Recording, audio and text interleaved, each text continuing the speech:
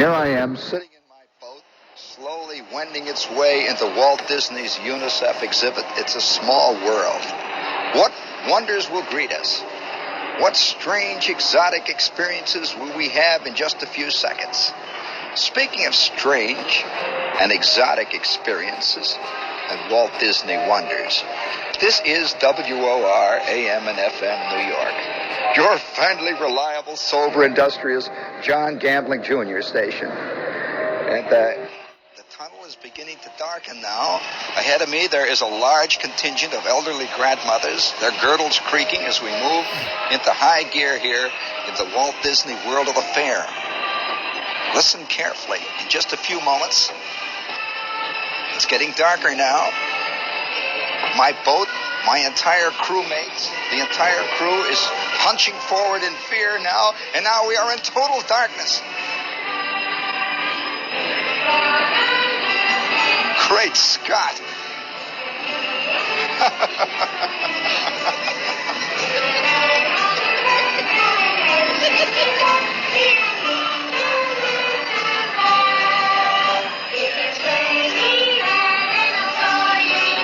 Well, there isn't much I could say. This is, believe me, one of the most truly surrealistic experiences at the entire World's Fair. Walt Disney's connection with the United Nations and with Pepsi-Cola, I don't quite understand, but there are millions. You hear the soundtrack, I'm sure. Bring it up a little, Ralph.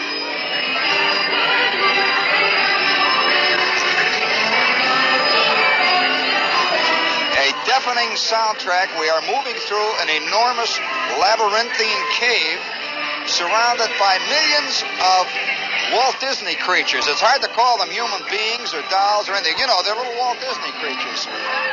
And they are dressed in the costumes of hundreds of nations, but the interesting thing about them is that as they sing the soundtrack, they sing them from faces that all look exactly alike. The Chinese faces look like the faces from Queens in the Walt Disney World. And the faces from Queens look like the faces of Eskimos. In fact, well, here it is. Now we are moving into another cavern here. And Aladdin has just gone over me with 40 thieves in attendance. And there goes... Boy. Or is it Alibaba? It's hard to tell with Walt Disney. But this is truly one of the most completely realized pop art exhibits at the fair. I think Disney himself was probably the progenitor of most, or a good deal of the pop art attitudes in this country. And this is probably one of his supreme triumphs.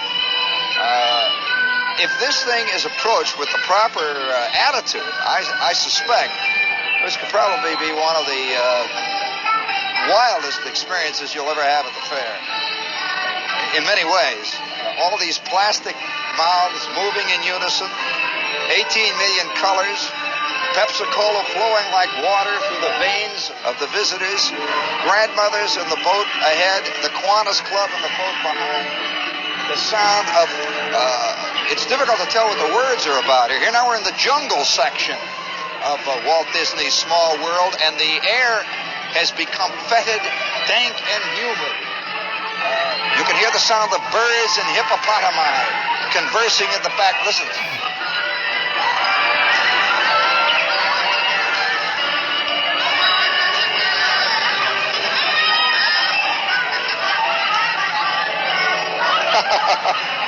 I wonder what a Nigerian native would think going through this jungle section here of Walt Disneyana.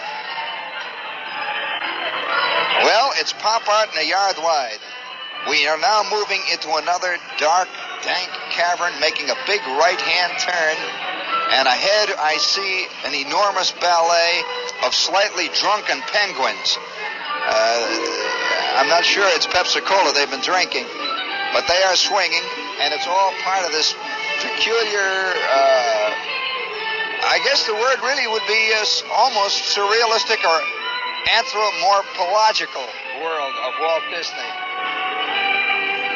There is an enormous plastic dragon holding a golden umbrella over his head.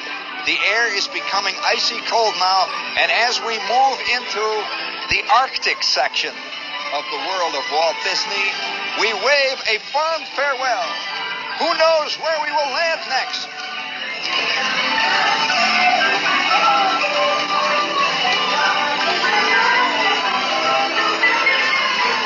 Be careful of that Mexican volcano. It is about to erupt.